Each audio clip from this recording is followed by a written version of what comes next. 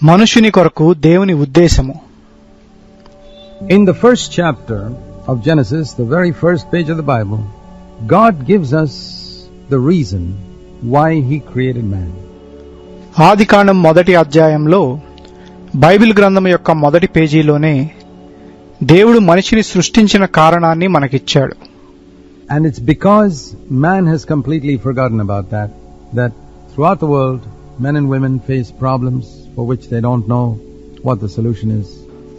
మనిషి దాన్ని గూర్చి పూర్తిగా మర్చిపోయాడు గనుక లోకమంతటా పురుషులు స్త్రీలు వారికి పరిష్కారమేంటో తెలియని సమస్యలను ఎదుర్కొంటారు. They don't seem to find meaning and purpose in life.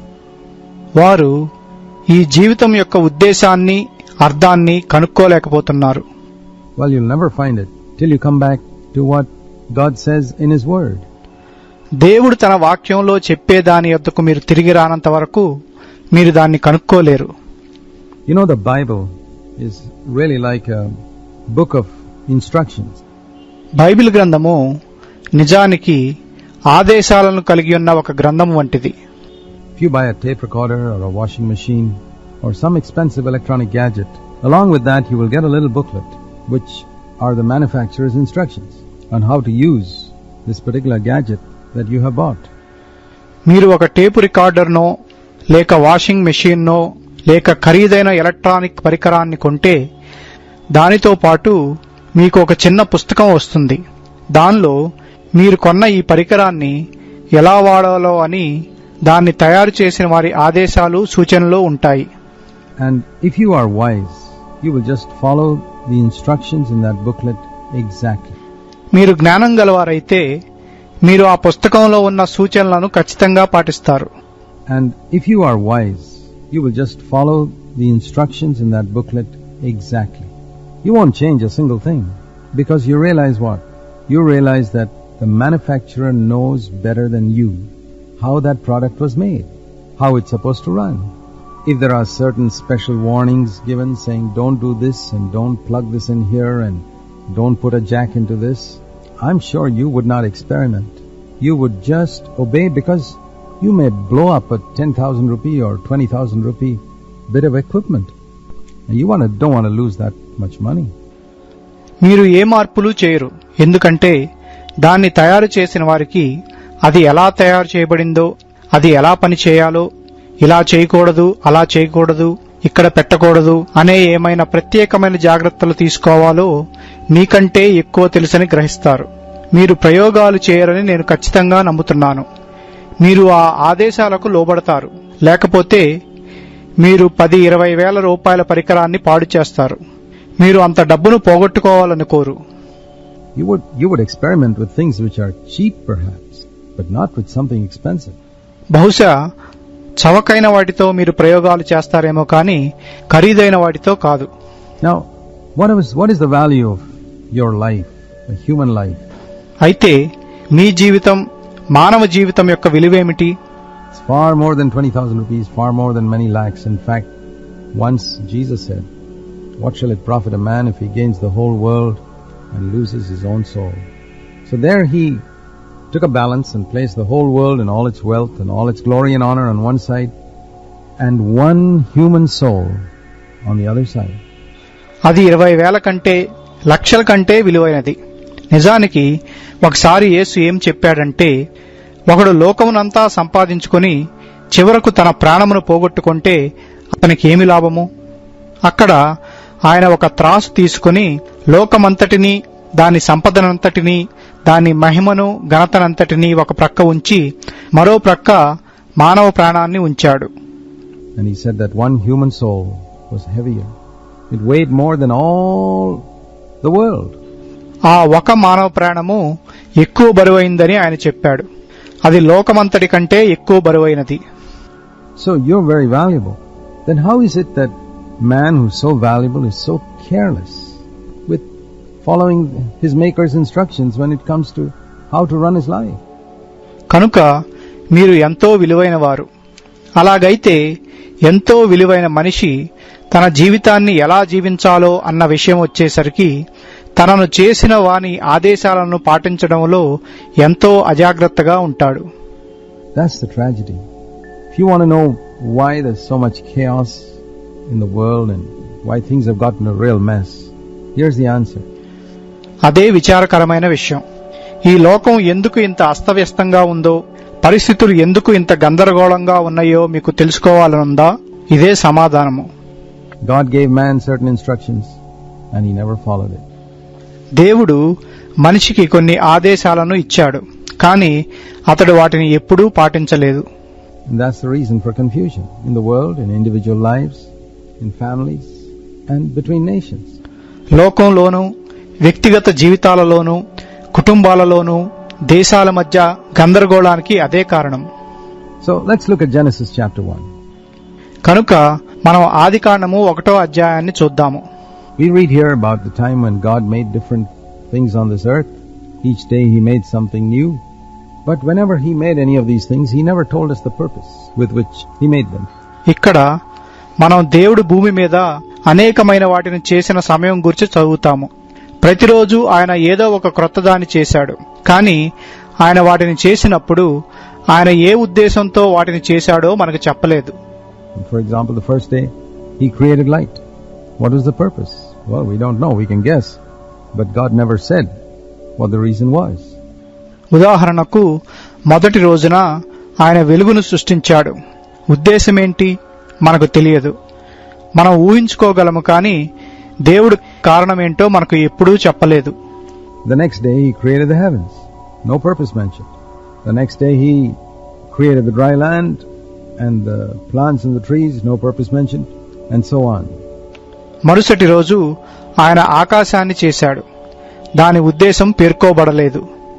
మరుసటి రోజు ఆయన ఆరిన నేలను, మొక్కలను, చెట్లను సృష్టించాడు, కాని ఉద్దేశం పేర్కోబడలేదు. And so on with the animals too, and the fish and the birds. But when it came to making man, finally, అలాగే జంతువుల విషయంలో, చేపలు, పక్షుల విషయంలో కూడా. కానీ ఆయన చివరిగా మనుష్యుణ్ణి చేయడానికి వచ్చేసరికి, before he even started making man, he said, let us make man in our image, according to our likeness. ఆయన మనుష్యుణ్ణి చేయడం మొదలు పెట్టక ముందే మనుషులను మన స్వరూపమందు, మన పోలిక చొప్పున చేయుదమని ఆయన చెప్పాడు. And let them rule over the fish of the sea, over the birds of the sky. So we see the first purpose with which God created man was that man should show forth the likeness of God. వారు సముద్ర చేపలను, ఆకాశ పక్షులను ఏలుదురుగాక అని చెప్పాడు. కనుక దేవుడు మనిషిని చేసిన మొదటి ఉద్దేశము మనిషి దేవుని పోలికను కనుపర్చడానికని మనం చూస్తాము. That means if man moved around, you could see what God was like. దాని అర్థము మనిషి సంచరించినప్పుడు దేవుడు ఎటువంటి వాడో మీరు చూడగలరు. Because God is a spirit and invisible, God wanted his character to be manifested through a created being. దేవుడు ఆత్మయై ఉన్నాడు. ఆయన అదృశ్యమైన వాడు గనుక దేవుడు తన స్వభావాన్ని ఒక సృష్టించబడిన వాని ద్వారా ప్రత్యక్షపరచాలనుకున్నాడు. Now, in an earlier study, we had considered how God had made the angels before he made man. ఒక ముందు ధ్యానంలో దేవుడు మనిషిని చేసే ముందు దూతలను చేశాడని మనం చూచాము. But there is no evidence in the Bible that God made the angels in his image. కానీ దేవుడు దూతలను తన స్వరూపంలో చేశాడనటానికి బైబిల్లో ఆధారం లేదు. No angel could manifest the likeness of God. ఏ దూత దేవుని పోలికను ప్రత్యక్షపరచలేడు. That is a unique privilege that God gave to man. అది దేవుడు మనిషికిచ్చిన విశిష్టమైన ఆధిక్యత. Man was made in the likeness of God to show forth God's own image and character. మనిషి దేవుని పోలిక చొప్పున చేయబడ్డాడు. దేవుని స్వరూపాన్ని తన స్వభావంలో కనపరచడానికి చేయబడ్డాడు. Once we understand this, we will see that the whole purpose of Jesus dying for us and redeeming us was in order that we might be brought back to God's original purpose for us. మనం దీన్ని అర్థం చేసుకుంటే యేసు మన కొరకు మరణించడానికి, మనలను విమోచించడానికి గల కారణం మనలను దేవుడు మన కొరకు కలిగి ఉన్న అసలైన ఉద్దేశానికి తిరిగి తీసుకురావడానికే అని మనం చూస్తాము. Now supposing we were to draw this in graphical form. మీరు దీన్ని ఒక చిత్రపటంగా గీశారనుకోండి. Think of God's purpose for man being like a straight line going slightly upwards, because God's purpose for man was progressive. మనుషుని పట్ల దేవుని ఉద్దేశము పైకి వెళ్లే ఒక తిన్నని గీత వలె ఉంటుంది. ఎందుకంటే మనుషుని పట్ల దేవుని ఉద్దేశము పురోగతితో అంటే అభివృద్ధితో కూడినది. And that was God's purpose, that man should progress, and he has a straight line going upward. అదే దేవుని ఉద్దేశము, మనుషుడు అభివృద్ధి సాధించాలని, ఆ తిన్నని గీత పైకి వెళ్లాలని. But somewhere at the beginning of that straight line, Adam fell. So he never progressed, he just dipped straight down. Let that line go down, the fall. కాని ఆ గీత మొదట్లో ఆదాము పడిపోయాడు కనుక అభివృద్ధి సాధించలేదు. అతడు ఆ గీతను క్రిందకు వెళ్లేటట్లు చేశాడు. అదే మనుషుడి పతనం. What did Jesus do? He came down to the pit where man was and lifted him back up to that straight line. యేసు ఏం చేశాడు? ఆయన మనుషుడున్న ఆ గుంటలోకి దిగి వచ్చి అతన్ని తిరిగి ఆ తిన్నని గీత యొద్దకు లేవనెత్తాడు. Now man has been brought back to that straight line of God's purpose for man. ఇప్పుడు మనుషుడు దేవుడు మనుషుని కొరకు కలిగి ఉన్న ఉద్దేశమైన ఆ తిన్నని గీత యొద్దకు తీసుకురాబడుతున్నాడు. So the whole purpose of God for man is not fulfilled in Jesus lifting us up from our sin and our failure. No. కనుక దేవుడు మనుషుని కొరకు కలిగి ఉన్న పూర్తి ఉద్దేశము యేసు మనలను మన పాపము నుండి మన ఓటము నుండి లేవనెత్తడంలో నెరవేర్చబడలేదు. That's only bringing us back to the place where Adam was when he fell. అది కేవలం మనలను ఆదాము పడిపోకముందు ఉన్న స్థలం యొద్దకు తిరిగి తీసుకురావడమే. It's restoring the failure of Adam, bringing man back to the place. అది ఆదాము యొక్క వైఫల్యాన్ని పునరుద్ధరించడం, మనుషుడు పడిపోకముందున్న స్థలములోకి తిరిగి తీసుకురావడం. Where he was before he fell. But then now we need to understand what is God's purpose. What's the straight line?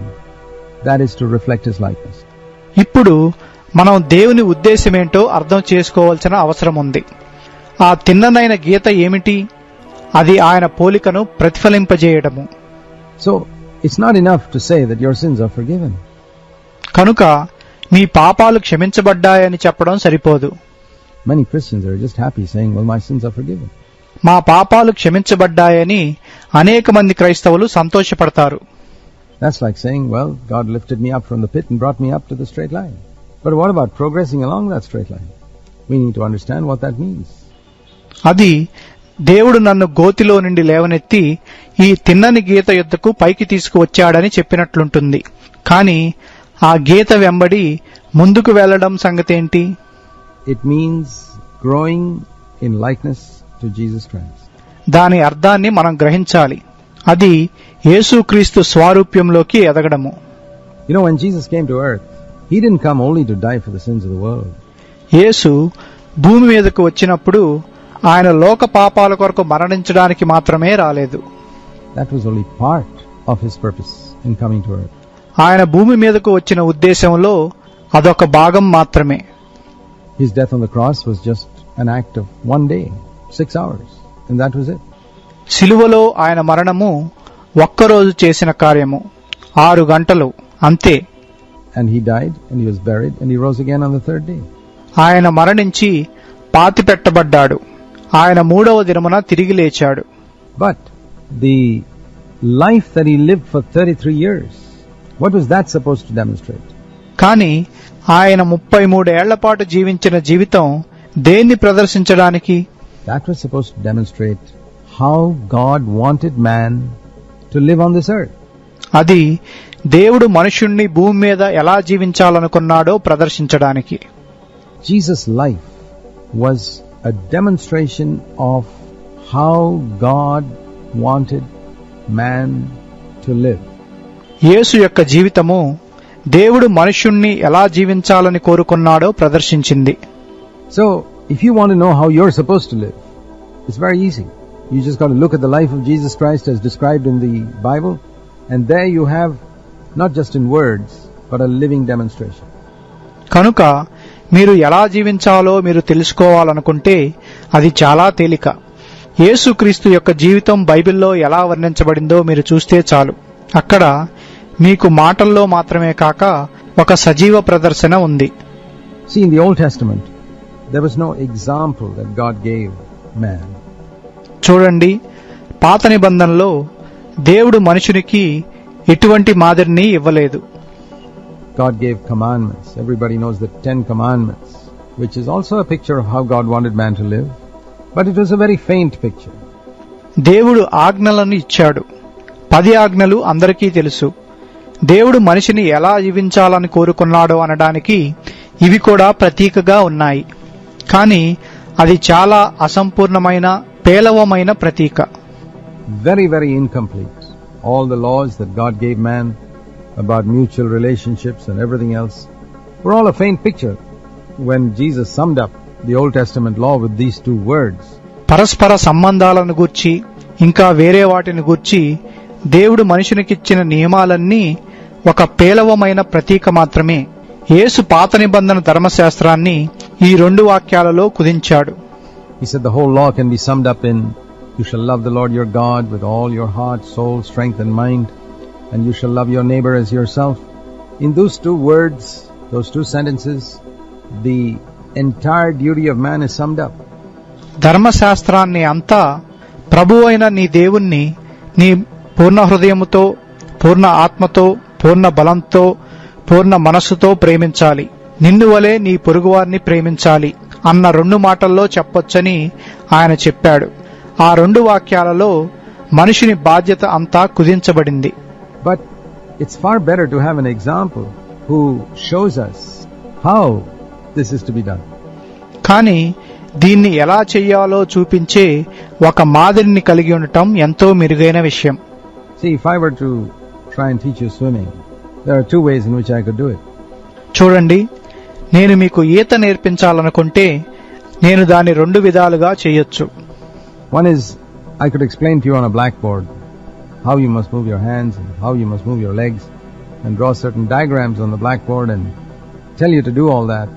ఒకటి, నేను ఒక రాత బల్ల మీద మీ కాళ్లను చేతులను ఎలా ఆడించాలో వివరించి కొన్ని బొమ్మలు వేసి అలా చేయాలని చెప్పొచ్చు. And then say, okay, now go and jump in the river and follow the instructions that you saw on the blackboard and swim. ఆ తరువాత సరే, ఇప్పుడు వెళ్ళి నువ్వు ఆ రాత బల్ల మీద చూచిన ఆదేశాలను పాటించి ఈత కొట్టు అని చెప్పొచ్చు. But you're not going to learn to swim that way. Even if you study very carefully all the diagrams I drew on the blackboard, you'll still probably drown. That's a very poor way. నువ్వు ఎలా ఈత కొట్టాలో నేర్చుకోలేవు. నేను ఆ రాత బల్ల మీద వేసిన బొమ్మలను, ఆదేశాలను నువ్వు చాలా జాగ్రత్తగా చదివినా కూడా నువ్వు బహుశా మునిగిపోతావు. అది చాలా తప్పు పద్ధతి. But if I were to take you to the river and say, well, now just watch me as I swim, just do exactly what I do, that's the way you will learn. కానీ నేను నిన్ను నది వద్దకు తీసుకువెళ్లి నేను ఈత కొడుతున్నప్పుడు నన్ను చూచి నేను చేసినట్టే ఖచ్చితంగా చెయ్యి అని చెప్తే ఆ విధంగా నువ్వు నేర్చుకుంటావు. You see, instruction is never as good as example. చూడండి, ఉపదేశము ఒక మాదిరి ఉన్నంత మెరుగైనది కాదు. Any amount of instruction on any subject is never as good as example. ఏ అంశం మీదైనా ఎంత ఉపదేశమిచ్చినా అది ఒక మాదిరి ఉన్నంత మేలైనది కాదు. We can say the Old Testament was instruction. The New Testament we have an example. పాత నిబంధన ఉపదేశమని, క్రొత్త నిబంధనలో మనకు మాదిరి ఉందని మనం చెప్పొచ్చు. Jesus Christ demonstrated through his life what it means to be a human being, to how we're supposed to live. యేసుక్రీస్తు తన జీవితం ద్వారా మనిషిగా ఉండటం అంటే ఏమిటో, మనం ఎలా జీవించాలో ప్రదర్శించాడు. So when the Bible says we are not under the law now, what does it mean? కనుక బైబిల్ గ్రంథము మనమిప్పుడు ధర్మశాస్త్రము క్రింద లేము అన్నప్పుడు దాని అర్థమేంటి? It means we don't need the blackboard now because we've got an example in Jesus Christ. But if you don't have Jesus Christ as your example, then you certainly need to go back to the law. దాని అర్థము మనకు యేసుక్రీస్తు జీవితంలో ఒక మాదిరి ఉంది కాబట్టి మనకిప్పుడు రాతబల్ల అవసరం లేదని. కాని మీ మాదిరిగా మీరు యేసుక్రీస్తును కలిగి లేకపోతే మీరు నిశ్చయంగా ధర్మశాస్త్రం యొద్దకు వెళ్లవలసిన అవసరం ఉంది. The mistake that a lot of Christians have made is they say we are free from the law. We don't need the 10 commandments. We don't need the instructions of God. Fine. Provided Jesus Christ has become your example. అనేక మంది క్రైస్తవులు చేసే పొరపాటు ఏంటంటే, మేము ధర్మశాస్త్రం నుండి విడుదల పొందాము, మాకు 10 ఆజ్ఞలు అక్కర్లేదు, మాకు దేవుని నుండి ఉపదేశము అక్కర్లేదు అని చెప్తారు. అది మంచిదే, అయితే యేసుక్రీస్తు మీకు మాదిరి అయి ఉండాలి. But if Jesus has not become your example, then you need the law very much so. యేసుక్రీస్తు మీకు మాదిరిగా లేకపోతే మీకు ధర్మశాస్త్రము తప్పనిసరిగా అవసరము. And so what does it mean to come under grace, to be free from the law? కనుక ఇక ధర్మశాస్త్రమునకు కాక కృపకు లోనవడం అంటే ఏంటి? It means that I have now seen Jesus as my example, who lived on earth, manifesting the nature of God so perfectly that he turned around to his disciples just before he went to the cross and said, if you have seen me, you have seen the Father. అంటే నేనిప్పుడు యేసును నా మాదిరిగా చూచాను. ఆయన భూమి మీద జీవించి దేవుని స్వభావాన్ని ఎంత పరిపూర్ణంగా ప్రత్యక్షపరిచాడంటే, ఆయన శిలువ యొద్దకు వెళ్లే ముందు తన శిష్యుల వైపు తిరిగి, మీరు నన్ను చూస్తే తండ్రిని చూచినట్లే అని చెప్పాడు. If you have seen the way I've lived, what I lived for, you have seen what God is like. You have seen that God is kind. You have seen that God is pure. He's holy, loving, humble, everything. నేను జీవించిన విధానం, నేను దేని కొరకు జీవించానో మీరు చూసుంటే మీరు దేవుడు ఎలాంటివాడో చూసుంటారు. దేవుడు దయాళుడని, పవిత్రుడని, ప్రేమగలవాడని, దీనుడని మీరు చూసుంటారు. And our calling now is to show forth that same nature of God. You know, what we read in Genesis 1:26, God's original plan for man to reflect his likeness, to manifest his nature. ఇప్పుడు మన పిలుపు దేవుని యొక్క ఆ స్వభావాన్ని కనపరచడమే. అది మనం ఆదికాండము 1:26లో చూచిన విధంగా దేవుని పోలికను ప్రతిఫలింపజేయడానికి, ఆయన స్వభావాన్ని ప్రత్యక్షపరచడానికి దేవుడు మనిషి కొరకు కలిగి ఉన్న అసలైన ప్రణాళిక. Now that calling comes to you and me. And this is why God's given us the Holy Spirit. ఇప్పుడు ఆ పిలుపు నీకు నాకు వస్తుంది. ఇందుచేతనే దేవుడు మనకు పరిశుద్ధాత్మనిచ్చాడు. So that through the power of the Holy Spirit we can show forth God's nature in our daily life.